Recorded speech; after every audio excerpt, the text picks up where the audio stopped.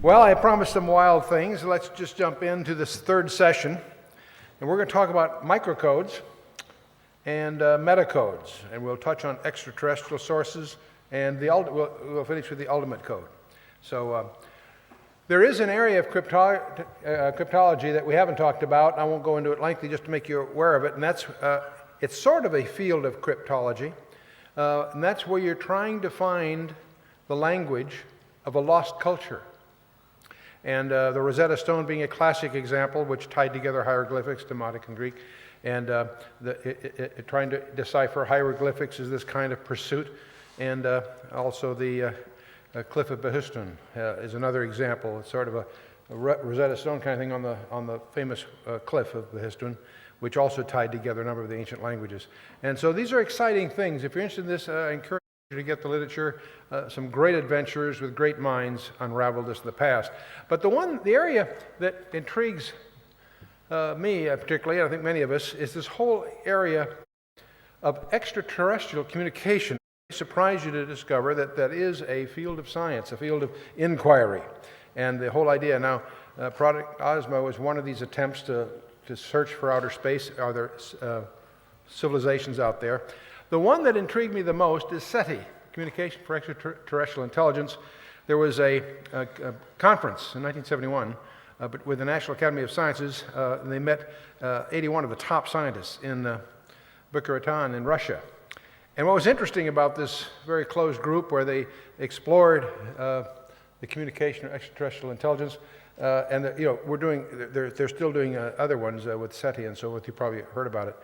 But they used the Green Bank formula. What they did was that this was the format for the conference. And in trying to estimate the number of civilizations in our galaxy that might exist, they took the rate of star formation, which is one field of science, the fraction of those that might have planetary systems is another area of inquiry, and of those, which planets might have a life-capable ecology, and that is a whole other set of scientific speculations. Then the fraction of those on which life actually occurs, and the fraction of those in which intelligence beings might develop to achieve a communication phase, and then of course the mean lifetime of these things. Well, anyway, by formatting the conference this way, they had experts from all fields of science, and while they were focusing on trying to estimate the possibility of life in outer space, they inadvertently were evaluating this whole hypothesis of evolution. And what's interesting about the conference, the proceedings are available in the technical journals published by the MIT people. The translations? It's interesting that they come up very pessimistically because they finally acknowledge that the conditions are so rare, so unique. It makes the very advent of life virtually a miracle. But it was strange to hear these scientists inadvertently come to that conclusion, in so to speak, through the back door, and rather provocative. But this whole area of extraterrestrial languages is an interesting. There have been a number of, and I won't go through these academically, we've got more important things to talk about, but there are a number of studies that have tried to figure out what are the requirements to create a language if you did encounter some kind of extraterrestrial intelligence. And of course, these have also, not only, they're serious scientific inquiry, but they also generate novels and other things that we've run into. But you may recall on Phoenix 10, they had a plaque, which was designed, hopefully, to communicate to whoever might find it out there that there's life. They had the silhouettes, they had the binary equivalent of various decimal figures, they had a model of the solar system, and things that would cause anyone finding this to infer that it came from people who knew something about the solar system. Well, who knows? But this whole area of a language, how would you recognize a language that was designed for extraterrestrial communication? It's an interesting problem, and there's serious people who have been playing around with this. What would be the characteristics of such a language? Would it be phonetic? Hardly, because we don't know if they even have audible communication. Pictorial is a possibility, or would it be conceptual some way? How would it be self-parsing? If you have a stream of this language, how would you indicate the ends of words or sentences and things? And how would you use redundancy versus bandwidth? You try to compress as much information as you can in the bandwidth available, on the one hand. At the same time, you need some redundancy to allow for errors and things, so there's a trade-off there. Well, let me explain a little bit about redundancy. These letters that I put up here, I'm going to use them two ways. These letters, if I add on the screen a few other letters, a blessed friend brought breath and ease again. That makes sense. I can take the same basic letters and just change a few. I'll say the same root letters, and I could say a cursed fiend wrought death, disease, and pain. In other words, only a few letters in that sentence carry the real meaning. The rest of those letters on the screen are really redundant. See, English, for example, is about 75% redundant. Now I'm speaking in terms of the unnecessary letters. I'm not talking about being laid off. I understand the word redundant here in Britain has a little different connotation. Redundancy in language improves the signal-to-noise ratio if you have adverse jamming. On the one hand, on the other hand, it uses up bandwidth. Cryptanalysis, of course, it depends on redundancy. One of the ways you can compress languages is to drop the vowels. You'll discover that in manual cryptography, you generally drop the vowels and communicate just the consonants, and that's adequate, and it makes the code much harder to break. Vowels are generally also redundant. There's a few exceptions. And so with that little sort of perspective, we're going to explore a language that's dear to us for some other reasons and discover that it has characteristics that are absolutely unique on the planet Earth, and that's Hebrew. It's interesting that in Genesis chapter 11, verse 1, it says the whole earth was of one language and one speech. So all language on the earth derived in Genesis 11 from a single language. And there are many scholars that suspect, I wouldn't say they can prove it, but suspect that that original language was in fact Hebrew. But let's move on. I'll remind you that this rabbinical proverb is that we really won't understand the scriptures until the Messiah comes, and when he comes, he will not only interpret the passages, the words, the very letters, and even the spaces between the letters. So we're going to start looking at what I call microcodes, the small part. I mentioned before that Matthew 15, 17, 18 enforces this, where Jesus himself says, "Think not that I have come to destroy the Torah or the prophets. I come not to destroy, but to fulfill. For verily I say unto you, till heaven and earth pass, one jot or one tittle shall in no wise pass from the law, till all be fulfilled." Well, the Hebrew language. It's interesting that there are languages that have pictorial ideograms, sememes, as well as phonemes. Most of us think of sound. Most alphabets are phonetic, and they deal with phonemes. But it's amazing to discover that the Hebrew language isn't just phonetic. The letters themselves intrinsically carry meaning. Let me give you some examples. The first letter in the Hebrew alphabet is the Aleph. The University of Arizona has pointed out to me that if they can teach the kids how Hebrew was written before the Babylonian captivity, which was written in a different style, a more pictorial style, if you learn Hebrew the way it was written before the Babylonian captivity and can translate that to how it's written today, you can do this probably in an hour, then you can read about 80% of Hebrew. And that's a shock. Let me give you an example of what they're talking about. The Aleph, the first letter of the Hebrew alphabet, that's where we get alphabet, by the way. That's a Hebrew word, incidentally. But the Aleph was originally written, as you see it on the left on the screen, sort of like a long-horned steer. It represented an ox. So the Aleph is the first letter, so it also represents first. But because it's the ox, it also suggests strength or the leader, is what it's the conceptual the conception that the letter conveys.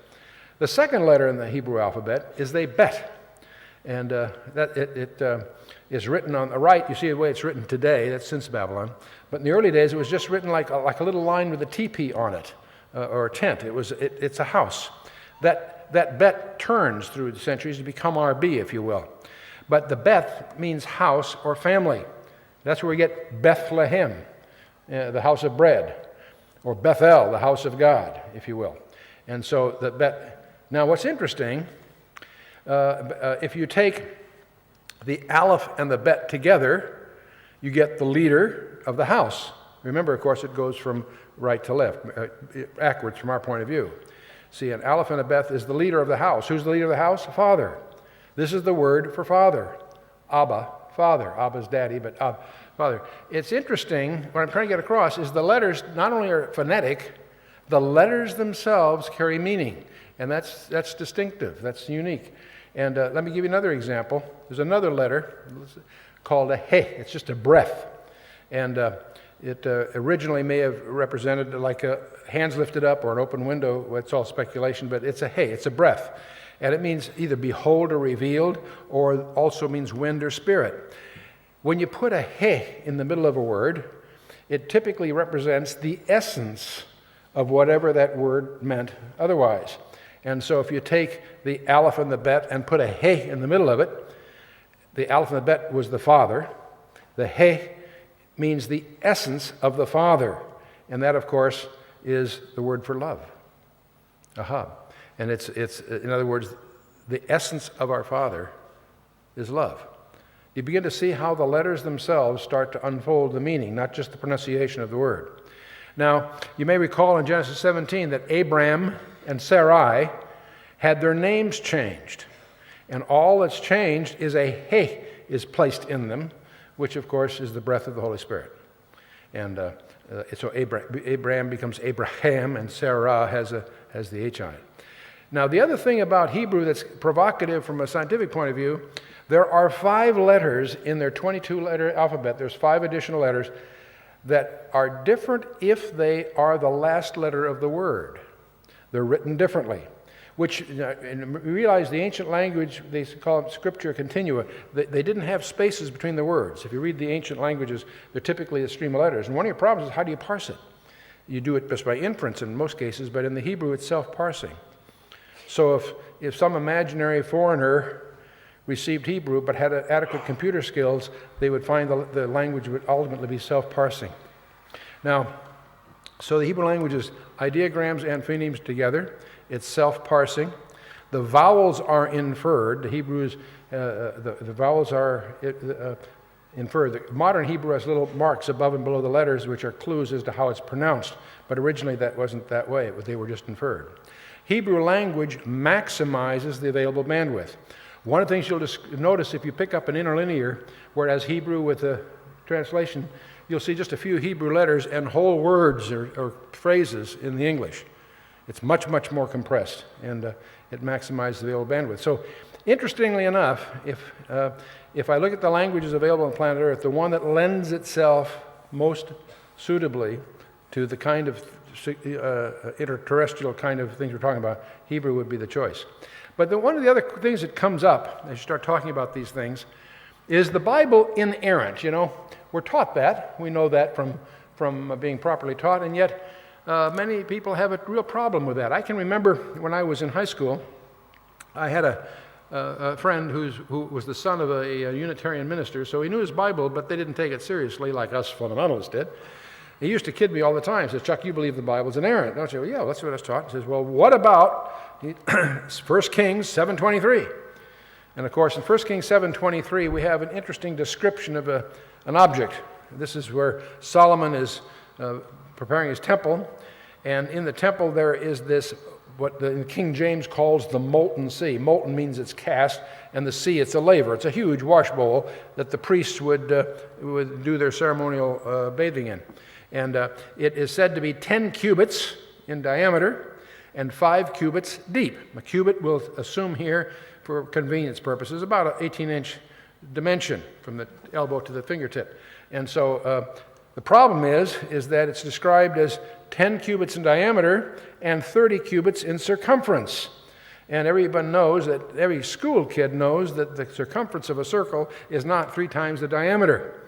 There's a strange number called pi, which most of us in school probably approximated with the fraction 22/7 or 3 1/7. But in the engineering department, they probably say 3.14159 or more. And that's been calculated into hundreds and hundreds of decimal places for various reasons. But the value of pi, this peculiar odd number, it's one of the constants of the universe. And here apparently is an error, because this thing is described in terms that are mathematically unsound. And I remember being confronted with this, and I didn't have an answer in high school. I just took it on faith, if I can put it that way, figuring the day would come when somehow that would unravel. Well, And some people, by the way, do try to make an argument that there's a handbreadth thickness of the thing, and if you take use the handbreadth and you take one measure from the inside and the other from the outside, you can sort of get around this, but it really never was convincing to me. But I had a rabbi explain something to me. Here is the passage as it's translated in the English, and he made a molten sea, 10 cubits from one brim to the other, and it was round all about, and its height was 5 cubits, and a line of 30 cubits did compass it round about. In the Hebrew, as you see below this, remember it goes from right to left, when you get to the word for circumference, it turns out to be misspelled. Now the Masoretes, when they found something like that, they didn't correct it, they marked it and put what is the correct version in the margin. The error, apparent error, was called a kathif, and the marginal correction was called a kiri. And there is one of these on this passage in 1 Kings 7:23. Well, it turns out, of course, as you probably know, there's 2 languages on the planet Earth that have a strange characteristic. The letters also have numerical values. Hebrew is that way, and also Greek is that way, and we're going to exploit both of those before we're through in this session. But every letter in the Hebrew has a numerical value. The aleph is 1, the beth is 2, and so forth, and the larger ones have larger values. The final forms of the last, there's actually 22 letters plus 5 final forms, a total of 27 altogether. But the point is, if you look at the kathif, it is misspelled. You see, the proper way to spell this word for circumference is a kaf and a vav. But in the text here, it happens to have a he at the end, a breath. Not a big deal, but strange. Well, the kaf has a value of 100, the vav a 6, and the he a 5. The kiri has a value, thus, of 100 plus 6, or 106. But the way it's spelled in the text is has a value of 111. Well, when you apply that to the thing, it turns out that you take this 46-foot circumference, and it's specified to an accuracy with an error less than 15 thousandths of an inch, if you understand the Hebrew structure here. And that was startling to me. I thought that was rather fascinating. And so there, in the original text, it has an amendment here that's relevant, and you find more and more of those. I didn't put it in the slides because it gets too complicated, but I'll just throw it out verbally here. There is a formula for the new moon that was kept secret among the rabbis until relatively recent years. But applying that encrypted algorithm for the new moon, see, the problem with the new moons is that it's what in computers they call a 3-body problem, because it affects the Earth, the Sun, and the Moon to calculate. It's very complicated, but the precision of the Hebrew, it rivals our satellite data today, by the way they do that. So it's amazing some of the things are tucked away. But David Roosevelt highlighted something to me that I thought I'd throw in here. If you take Genesis 1:1, and you take the number of letters times the product of the letters and divide that by the number of words in the product of words, you get the value of pi to 4 decimal places. Well, that's kind of curious. But if you go to John 1:1 and do the same thing, you take the number of letters times the product of letters and the number of words times the product of the words, you get a different number that is the Euler, the E, that comes up in advanced mathematics. The E and the pi are the 2 basic constants of the universe, and it's startling to find those apparently embodied in the first verse of Genesis 1 and the first verse of the Gospel of John, both of which talk about the creation of the world. So that's kind of fun. But isn't the Bible fun? More stuff. It's inexhaustible, which is what you'd expect it if it's the Word of God. Let's shift to another thing. I like to deal with some of these translational problems. Most of you are familiar with Zechariah 12:10. It's an Old Testament allusion to the second coming of Jesus Christ. It says, I will pour up on the house of David, upon the inhabitants of Jerusalem, the spirit of grace and of supplications, and they shall look upon me whom they have pierced. And it goes on. This phrase, they shall look upon me whom they pierced, is one of the several reasons we feel that Jesus Christ, when he does appear, will still be bearing the scars. The only man-made things in heaven will be scars. But there's something about the translation here that I think is worth mentioning, I find interesting. If you look at this in the Hebrew, you'll discover that if you see it interlinear, every word has got part of the English translation, except there's 2 letters that are not translated. and an aleph and a tau. Now, the aleph and the tau are often used as a grammatical device to indicate a direct object, but it has some other uses also. When it's used as a grammatical device, it has a makef, a little hook to the word that's directing. Here, though, it says, "They shall look upon me," and then there's an aleph and a tau, untranslated, "whom they have pierced." Well, as I said, the aleph and the tau can be a grammatical element, but then it usually has a makef. It can be used as a pronoun to indicate the second person masculine singular, and it also can be an indefinite pronoun. But this may be what's called a hypokatastasis, which is a Greek term meaning putting down underneath. There are figures of speech in the Bible: allegories, types, similes, metaphors. How many different kinds of parts of speech do you think are in the Bible? Make a guess. Over 200, and they're cataloged as an appendix in our book. But hypokatastasis is one of them, and this could very well be. You see, that's a hidden but declarative implied metaphor expressing a superlative degree of resemblance. The aleph and the tau that make up this puzzling little drifter, this little word, the aleph is the first letter of the Hebrew alphabet, the tau is the last. If I said this in the Greek, "They shall look upon me, the Alpha and the Omega, whom they've pierced." But it's in Hebrew. "They shall look upon me, the aleph and the tau, whom they've pierced." You get the point I'm trying to make? The same thing occurs in Genesis 1:1. We never see this translated. The argument is, well, it's really there for grammatical purposes. Maybe, maybe not. Bereshit bara Elohim. In the beginning, God created the heaven and the earth. In the beginning, created God the heaven and the earth. But here again, we've got this little floater that is untranslated. In the beginning, God, the Alpha and the Omega, using the Greek idiom they're more familiar with, created the heaven and the earth. In the beginning, God, the Aleph and the Tau, created. Jesus Christ is the creator of the world. That's what John opens his gospel with, the 3 verses that make up the genealogy of the pre-existent one, and that's what Paul confirms in Colossians. Without him was not anything made that was made. Without him, all things are held together. This little floater, I'll call it, occurs 7 times in Genesis chapter 1. And so it's a point of debate among scholars, but I think it's something that is interesting. Again, the New Testament is in the Old Testament concealed, the Old Testament is the New Testament revealed. Let's talk about another thing. We talked earlier about authentication. One of the uses of secret codes isn't just to convey information. Another use of them is to authenticate a message. If you're, say, an undercover operative in a foreign country and you're starting to see all kinds of messages and you suspect that maybe the messages you're seeing aren't from your boss, but they're spurious messages developed by your adversaries, how do you tell the good messages from the bad without blowing your cover in the country?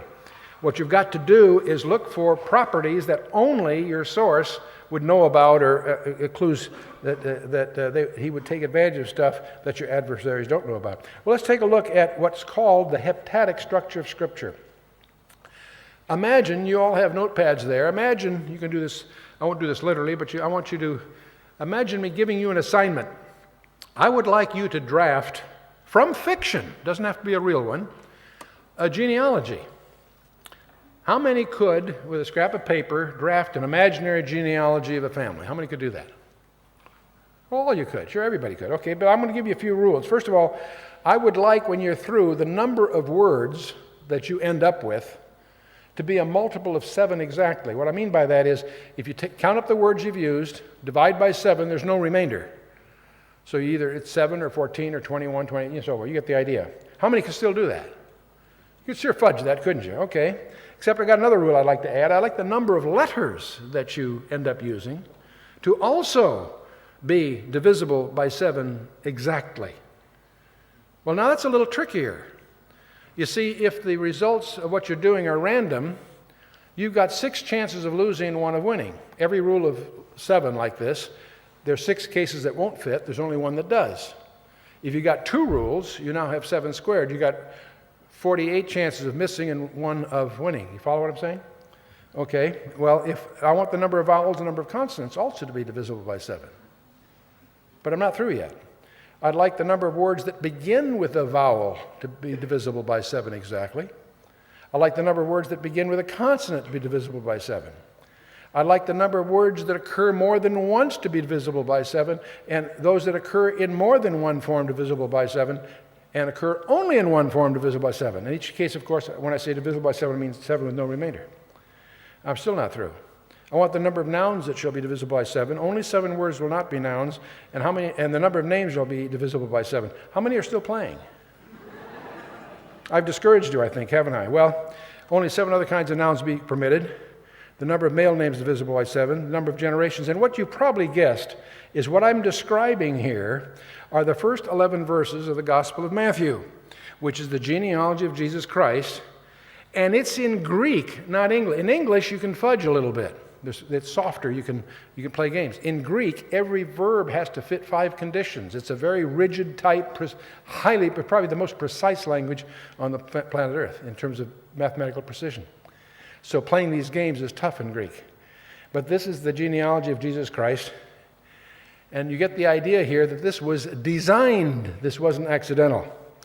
Now, I'm showing you the discoveries of Dr. Ivan Panin. He's born in Russia in 1855. He got tangled up with a plot against the Tsar, so he was exiled at an early age, emigrated to Germany, and then to the United States. He graduated from Harvard in 1882, and he discovered Christ. Now, every one of us in this room that has discovered the Lord Jesus Christ is the result of a miracle. Now, if you're a PhD from Harvard and you discover Christ, that's a miracle indeed, okay? But he discovered Christ, and he also discovered shortly thereafter the heptadic structure of the Scriptures, this heptadic or sevenfold structure of the Scriptures. And he committed the rest of his life, some 50 years, generating over 43,000 pages of discoveries, written in very small print and hand. Did this all manually, of course.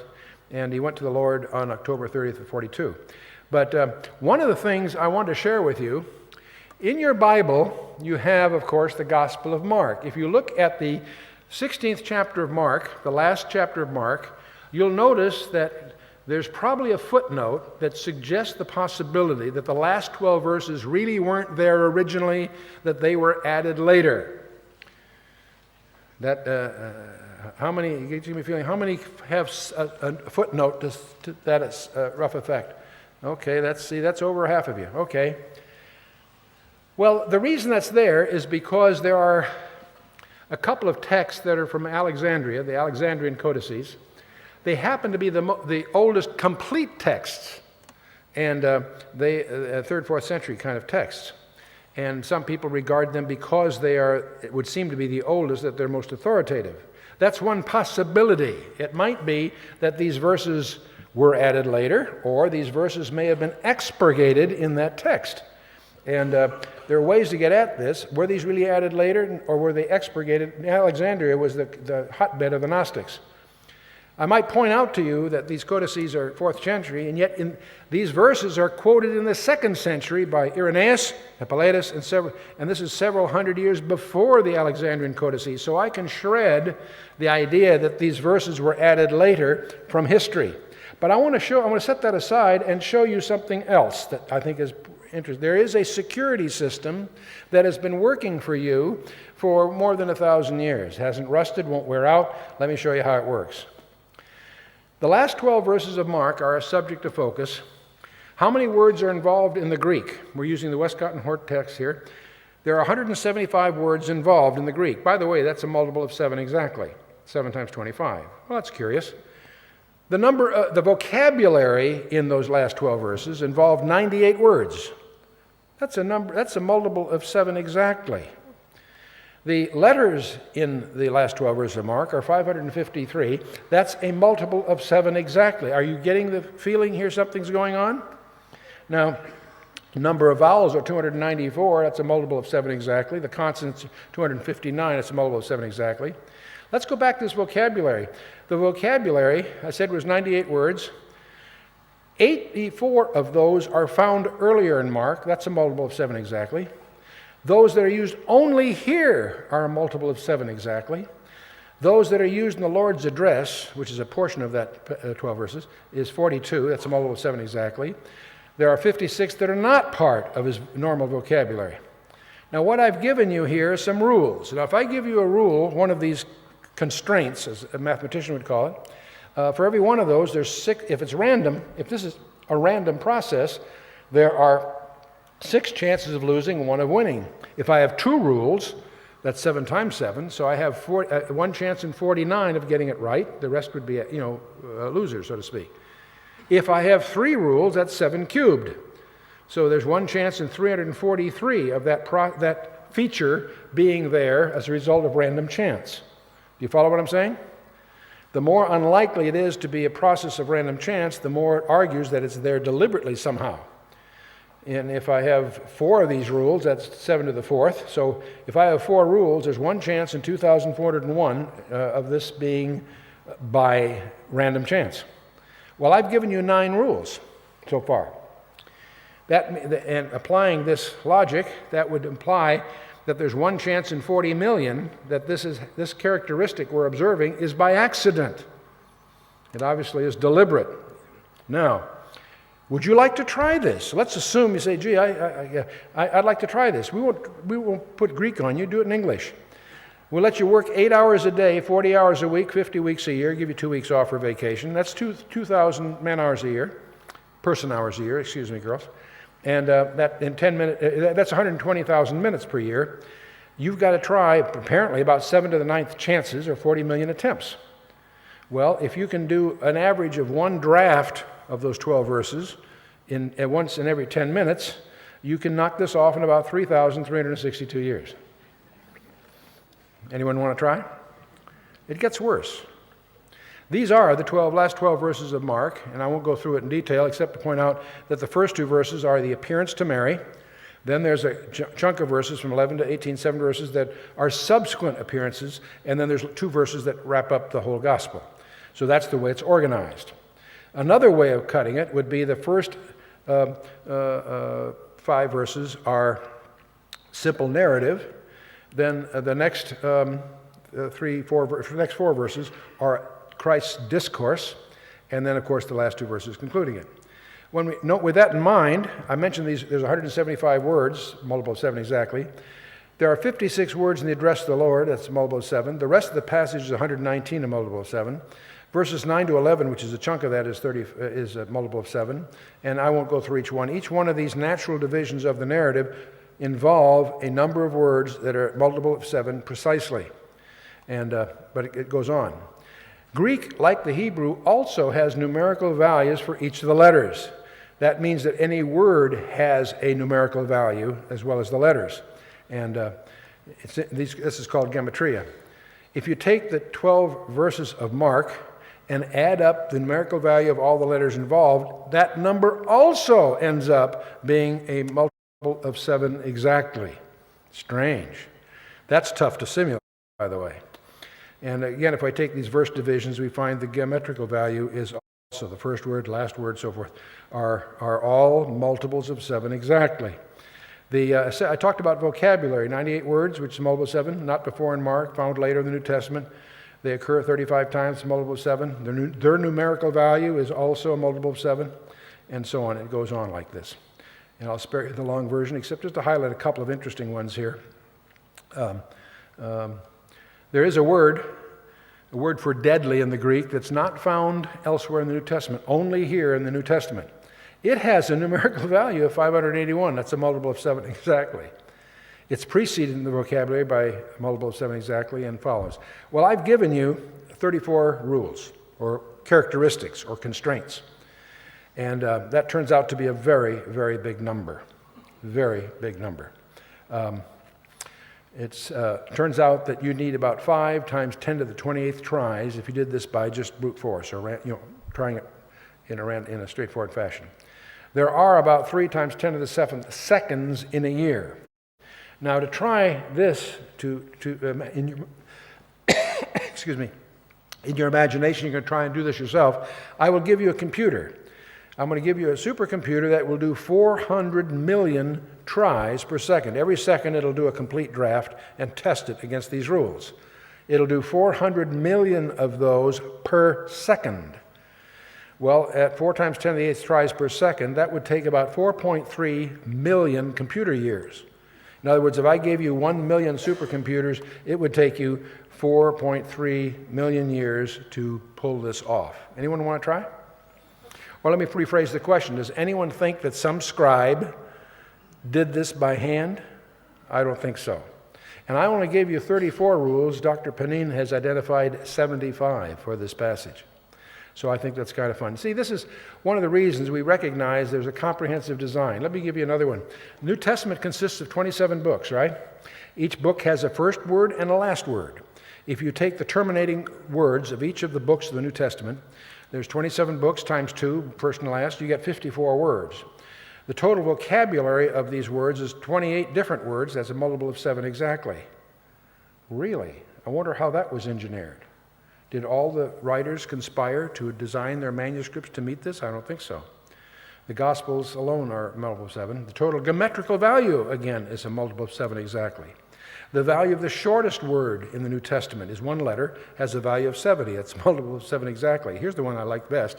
The value of the longest word in the New Testament is apocalypsis, and it is a multiple of 7 exactly. In fact, it's 7 times 6 times 6 times 6. I think that's kind of fun. But here's the one that's the coup de grace for me. Buried in pen and stuff, I happened to stumble into it. The vocabulary that's unique to Matthew is a multiple of 7. Is vocabulary that occurs at 42 words, multiple of 7 exactly, with 126 letters, multiple of 7 exactly. Now, the only thing that this vocabulary has as its attribute is that they're words that are only used in Matthew, nowhere else in the New Testament. You follow me so far? Question: how was this organized? Let's assume that Matthew is trying to do this on purpose. How would he organize that this particular list of words, a multiple of 7 exactly, would not appear anywhere else in the New Testament? There's only 2 ways he could do that. One is by getting prior agreement with all the other writers of the books that would be ultimately absorbed in the canon. How many think that happened? Of course not. Well, the other way, you could use this as an argument that Matthew had to have written his gospel last. The theory being that he could lay out all the other books that have been written and find those words that only he uses and nudge that around so it's a multiple of 7 exactly. So I could use that as an argument that Matthew's gospel was written last. Gospel of Matthew is written last. The problem is, so is the Gospel of Mark. The Gospel of Mark has a vocabulary that's unique to Mark, that's not used anywhere else in the New Testament, and it's a multiple of 7 exactly. But so is the Gospel of Luke. It was written last. Whoops, so is the Gospel of John written last. See, the point is these things couldn't be organized if they wanted to. And by the way, so is James, Peter, Jude, and Paul. Each one was written last. They each have a vocabulary unique to them that is a multiple of 7 exactly. And by the way, these words that are unique bridge the Old and New Testament. The word hallelujah appears 24 times in the Old Testament, 4 times in the New. That's 28 altogether, multiple of 7 exactly. The word Hosanna is once in the Old Testament, 6 times in the New. Again, that's a multiple of 7. All these words, Jehovah Sabaoth, Corbin, there's a number of words that are used a multiple of 7 exactly if you stitch the Old and New Testament together. I think that's kind of fun. I promise you, though, that we would focus on the ultimate code. In a coding sense, it's the ultimate code. And the ultimate code, of course, is guess who? You. Do you read? What library, the books in this library are read more often than any other library in the world? The answer is your DNA. You have a master record, and it is unraveled, copied, and rolled up in ways that defy one's imagination. But I won't get into too much of that because that's peripheral to our main interest here. The elements of language include semantics, the position of things. Remember Paul Revere's ride, 1 if by land, 2 if by sea. It also has a syntax. The lantern had to be in a particular place. In this case, in the famous poem, it had to be in the Old North Church. See, the most advanced computers could not have broken Paul Revere's code. Why? Because it was a code, not a cipher. It was just arbitrary, but still it had semantics. And so there are very simplex alphabets. We've talked about those. But it may surprise you to discover there are codes that are error detecting. When you send a byte in a computer, you have an extra bit or so that's called a parity bit, which is always either odd or even, so they can tell if you've dropped a bit in transmission. It's a way of catching mistakes. If you want to add not 1 bit, but 3 bits to that byte, you can make it error correcting. You can make the 3 bits determine the position of the error, and if it's binary, you can obviously reverse it. So there are codes that are error detecting and they're error correcting.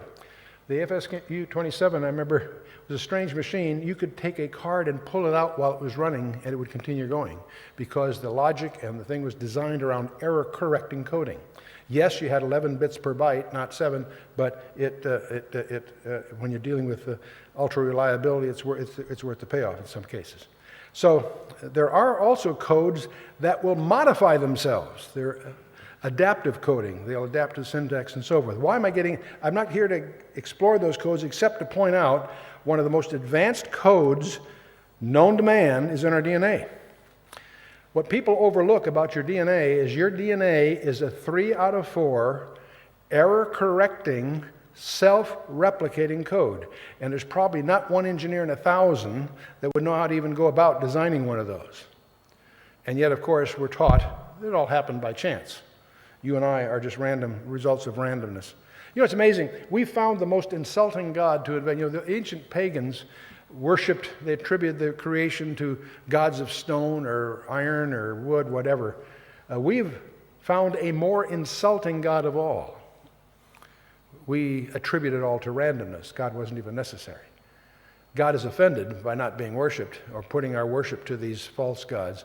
But what's even more insulting is deny that one is even necessary. But anyway, in the DNA code, we have over 3 billion elements defining the manufacture and the arrangement of hundreds of thousands of devices. I used to be a senior executive at Ford Motor Company, and one of our proud facilities in the United States was the River Rouge plant. It has 97 miles of railroad in it. Raw limestone, raw ore comes in one end. They make their own glass, their own paint, their own steel, as well as cars. New cars come out the other end. It's the largest integrated manufacturing facility in the world. It's worth the tour if you're in the region. Your simplest cell is more complex than the River Rouge plant. The simplest cell is an entire city with garbage disposal facilities, manufacturing plants, input-output controls, gatemen. It's astonishing, the complexity of the simple cell. But anyway, the DNA code consists of unique assemblies. They selected from over 200 proteins, each involving over 3,000 atoms in 3-dimensional configurations. And it's all defined from an initial alphabet of 20 amino acids. And those 20 amino acids are defined by, in effect, 4 codes. The genetic code, where it's so much in the news, I'm just going to highlight a few aspects of this that you may not be sensitive to from a coding point of view. In your cell, there is your DNA. That is your master record, your master blueprint. To conduct all the things that are going on, they don't endanger that. They make a copy of it for the workers. There's a transcription that makes the RNA, which you can look at like a photocopy of the master blueprint. And then that RNA is translated to create the proteins, which are in effect functional machines. And the Crick dogma, of course, was that you go from the DNA through the RNA, you go downhill. The shocking discovery is that there are retroviruses that will actually not only create disease, it'll go back and alter your master record. And that's a whole other thing. But I wanted to mention something about the DNA being transcribed. The DNA, before it's made in the RNA, something interesting happens, that there are sections of it that are selected out, and what's remained is spliced together. The introns are pulled out, the exons are spliced together. The point I'm making, with your background from yesterday, you realize these are equidistant letter sequences. This is a form of encryption that we find in the Bible, and you find in your DNA. And of course, it's a 3 out of 4 error-correcting code. The DNA has a certain chemistry. These have intrinsic chemical affinity towards one another. So where you have one, you have its mate.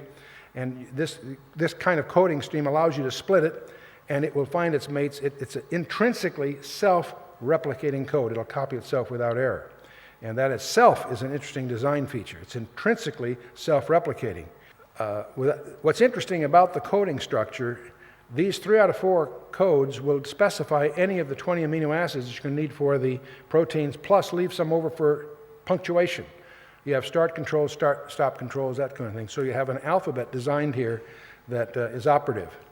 And your messenger RNA, of course, needs to be translated into proteins. So there are machines that emerge out of all of this that will transfer the RNA. And what it does, it will read that code and decode it. And as it moves along, it knows from the coding what protein it's talking about, and it strings those along to create a protein chain.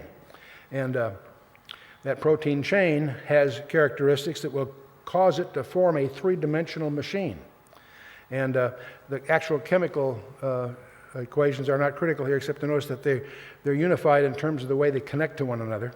And there are 20 amino acids that make up all of life. These 20 amino acids, half of them are non-soluble, the other half are soluble. Some of these are acidic, some are basic.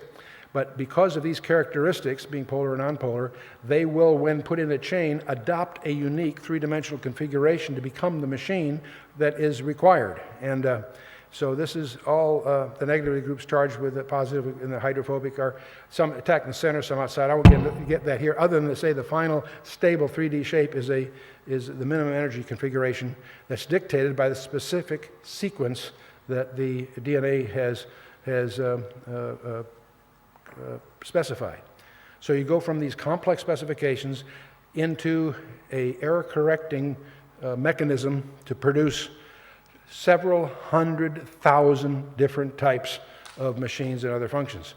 Well, just to review, remember we talked with the beads the other day, and we talked about could these beads have happened by random, and you quickly rejected the idea that 347 beads with only an alphabet of 2 could be assembled in Genesis 1:1 in Morse code. That was obviously absurd. That was a probability of simply call it 3 times 10 with 104 zeros. Even that instinctively you knew was impossible, because anything with over 50 zeros was defined as absurd, just by way of reviews. Well, we were talking about a binary string of 347. We're going to talk about a hemoglobin molecule. That has 574 elements selected from an alphabet of 20. And hemoglobin is 574 amino acids long, and here's the composite of them. There's elements of all these different amino acids in a specific sequence, and if you don't have that sequence, you have hemoglobinopathy. It's fatal. The formula for the linear arrangements is a factorial thing. Anyway, it's 10 to the 600 with 650 zeros. Just one of them is hemoglobin. The others are hemoglobinopathy. So did this happen by chance? Hardly. This is vastly more absurd than the little bead thing I did yesterday. Impossible. By the way, it's only 18 seconds in the history of the universe. See, these are big numbers. 10 to the 66 atoms, 80 particles, 10 to the 80 particles, and so forth. So the specificity of hemoglobin is far beyond chance. 10 to the 50 defines absurd, 10 to the 650th is far beyond chance. It's equal, by the way, to give you a feeling for this, it's equal to winning the lottery in the United States, not 2 days in a row, every day for 90 days in a row. That's another way to get across the unlikelihood of it all. There's another concept that you want to be aware of, that if you really, there are 3 guys that in my mind have totally shredded the whole idea of evolution, the evolutionary hypothesis. Michael Denton, the Australian, in 1986, his book Evolution, a Theory and Crisis.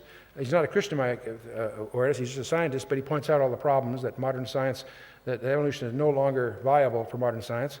But Michael Behe, Philip Johnson, William Dembski, 3 different guys writing 3 different books in recent years, have absolutely rendered evolution to an illogical position. You're not familiar with these books, you may want to. Philip Johnson wrote Darwin on Trial, should be in every thinking person's library. Michael Behe wrote Darwin's Black Box. William Dembski, a little more sophisticated writer in some respects, but The Design Inference. These are 3 books that are not Christian books, don't misunderstand me, but they clearly highlight the absolute absurdity of the evolutionary hypothesis. Michael Behe highlights a concept which he calls irreducible complexity. And it's a very interesting concept. Every engineer here will pick up on it right away. There is a point of complexity that you can't get below. Let's take a mousetrap. A mousetrap consists of 5 things. A platform. It has a hammer, you might call it, a spring to drive that hammer, a holding bar to hold it back, and a catch to hold the holding bar. If you have those 5 elements, you've got a mousetrap that'll catch mice. If you have only 4 of the 5 elements, you don't catch 4/5 as many mice. You catch 0. See, there's a point at which you can't simplify this and have it still function. People have tried to make a better mousetrap. Try it. It's survived all these years. It's an example of irreducible complexity. There's certain things that can't evolve because it takes a certain level of complexity before they're even functional. And let's take the bacteria with a flagellum. You've probably seen them under microscopes in school. Flagellum has a little tail that propels it through the fluid. If you examine that, there's a place where that little tail, the flagellum, enters the bacteria. And we're going to look at just the place where it enters, and we discover something very interesting. There is what's the equivalent of an electric motor with slip rings, all kinds of over 40 parts, any one of which is missing, it doesn't work. And so this is not something that could have happened. It's something that was very skillfully designed. Anybody that's ever been on a design team knows that designs don't happen. They have to be crafted. And I won't get into more of this. That's the basic. See, the real question, the reason the evolutionists can't explain life, it's not they can't explain which came first, the DNA or the proteins. You can't have proteins without the DNA. You can't have the DNA without proteins. It's even deeper than the chicken and egg classic one. It takes protein to construct the DNA. It takes DNA to make the protein. See, they both had to be created at the same time in a consistent system architecture. Which came first, the DVD or the DVD players? They have to come together to create a function that's useful. If you have DVDs without a DVD player or vice versa, you're dead in the water. Same sort of concept. Every engineer would know that. The whole concept of evolution is absurd. And by the way, thoughts in language are conceptual, not physical in the first place. And so we've gone through some of these. Let me just hit one last thought that you might find provocative. The technology of the resurrection. We've talked about coding, information sciences.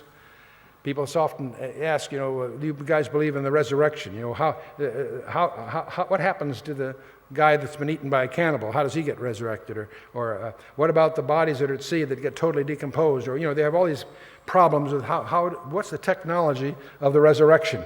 See, what everybody overlooks is the whole issue of resurrection is not an issue of biology.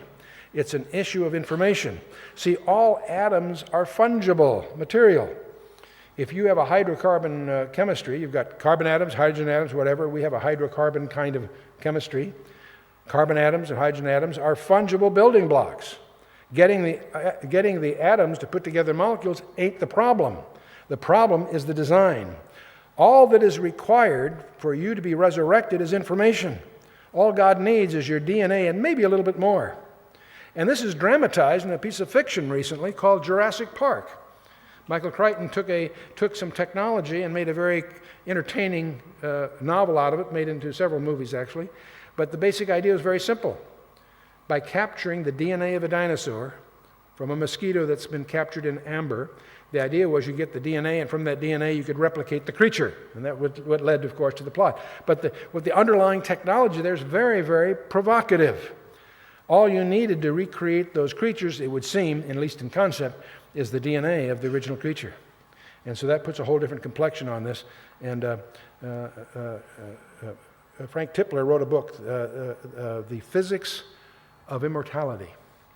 And he was an unbeliever, but he decided to try to pull together everything that he's a cosmologist and also particle physicist, very sophisticated mind.